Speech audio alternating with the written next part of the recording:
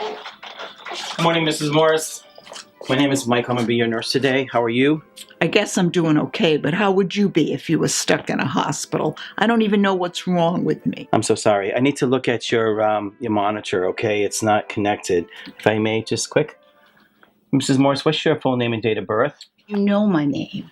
I've said it 100 times around here, and you just said good morning to me. It's Jane Morris.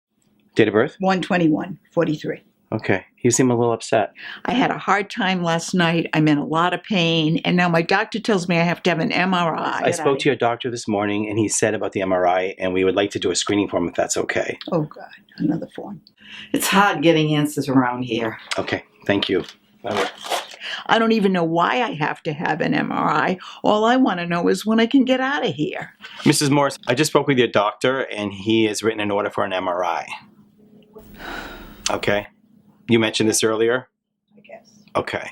I need to complete the screening form if that's okay. More forms?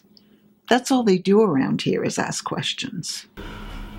I know. I'm sorry to hear that. Listen, we're also going to do your medication list after we do the MRI screening form. Okay? All right. So, first question. Do you have a pacemaker? Hello? No. Okay. Do you have an artificial heart valve? No. Any shunts? Nope. Ever had any abdominal surgery? Nope. Sorry, 1 second, my phone's ringing. Hello, this is Michael. Okay. Yeah, I'm almost done. Just give me 10 minutes, okay? All right, thanks. Next question. Let's see here.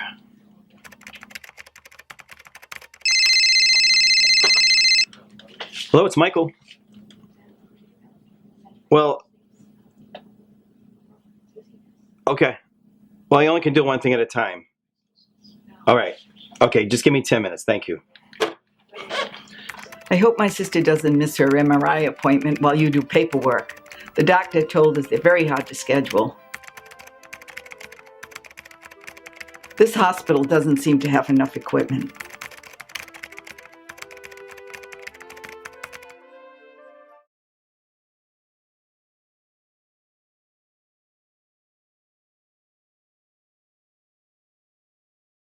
So, is anyone hurting you at home? What? Of course not.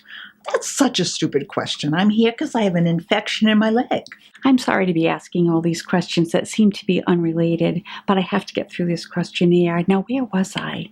Right. So let me review your medications. Do you have a list of the medications you've taken home? 3 different people asked me that exact same question in the emergency department, and they took my list. Don't you have that information in that computer? Oh, hello, Mrs. Morris. I'm Dr. Rubenstein, the admitting hospitalist.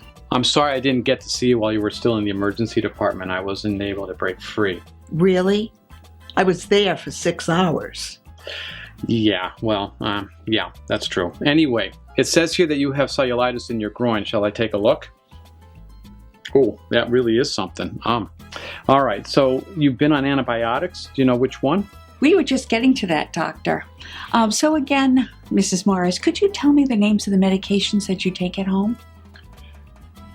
Oh, I don't recognize that screen that you're using. Could you please change it to the MedRec screen and maybe I can figure that out? I'm not sure what you mean. Oh, well, never mind. Let me get in here and do it myself here, okay? I'll just have to log you out. All right.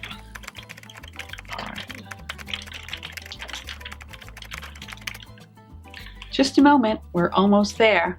Hello. Sorry to interrupt you, but I need to go to the bathroom, please. Just a moment. We're almost there. Oh, I see here where the pharmacist said you're taking cephalexin for the last 4 days. Is that the new blue pill? I can look it up. Just a minute. Someone showed me how to do this. Can I please go to the bathroom already? Just a moment. We're almost there.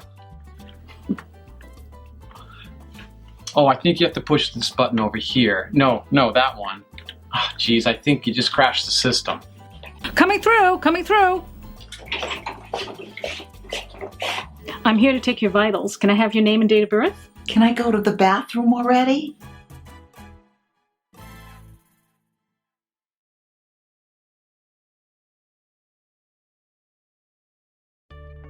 Good afternoon. I know you know the purpose of why you're here, and welcome. And we're going to help figure out what this problem is. Okay? As you know, you went to the emergency room and you went because of a cough, and they found a little nodule in the lung, and you had some other testing after that. And we're here to discuss that. Doctor, I don't understand. I feel great. Are you sure that this isn't a mistake? Let's look at the CAT scans, and I'm going to show you all the testing that was done. And I find that if you look at the picture, you can really understand what the problem is. All right, so this is the CAT scan here on the computer, and you can see this is opposite. So the left side is your right and the right is left. It's just flipped on the computer, and you can see here that's the white stuff is the bones, and you can see right here there's a small nodule in the lung, and that's where the problem is, and that's what was found. Wow. So how do we know if this is just something to watch or cancer? That's an excellent question. We don't know if it's a cancer or not, but there was a problem that was found, and we need to find out. The best way to find out is to get more information. The way to do that is to get a biopsy. And we can use the CAT scan machine to help guide a needle right into that nodule and get a piece of that nodule, and we can look under the microscope and see if it's a cancer or not. My brother-in-law's cousin had lung cancer and died 3 months later. How do we know my situation is not that serious? It's hard to know if this is serious or not. Let me show you some pictures on the anatomy board so then you can understand. Okay? It looks like this is going to be an early problem, worst case scenario, but let me show you some pictures. Okay, so these are your lungs. This is the right and left. The problem is in the right upper lobe, right there. Okay? So you can get a picture of where the right lung is. And it's a small mass. If it needs to come out, the whole lobe comes out. Okay? And what it would look like is something like this, white and fleshy, just one little nodule. We need to make sure there's no spread into the lymph nodes. Cancer can spread two ways. One is through the bloodstream, one is through the lymph nodes. So we want to make sure it didn't spread into the middle. That's usually where it will go. Once you have a cancer, once it gets into the lung, it can spread the lymph nodes. So we want to make sure there's no disease here. And you can see there's a mishmash of lymph nodes, but we need to do some more testing to make sure that is not there. And just for reference, this is what the heart looks like in reference to everything else. Okay? Does that help?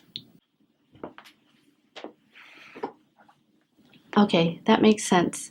So what do I do next? Okay, so we're going to talk now about the NCCN guidelines. It stands for National Comprehensive Care Network Guidelines. These were guidelines made around 30 years ago because the doctors in the community were not doing the same things as the big academic institutions. So basically, no matter where you go in the United States, big center, small center, you go someplace in Tennessee, someplace in Texas, it's the same treatment delivered same way.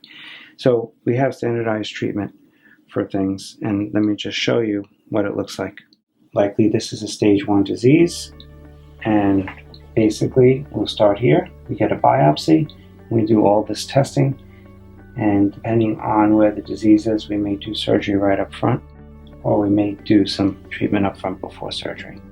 Thank you for explaining all of this to me. I'm sure I'll have 1,000 more questions for you, and I really do appreciate you showing me what to expect. Thank you for helping me understand my situation. I don't really feel as nervous now.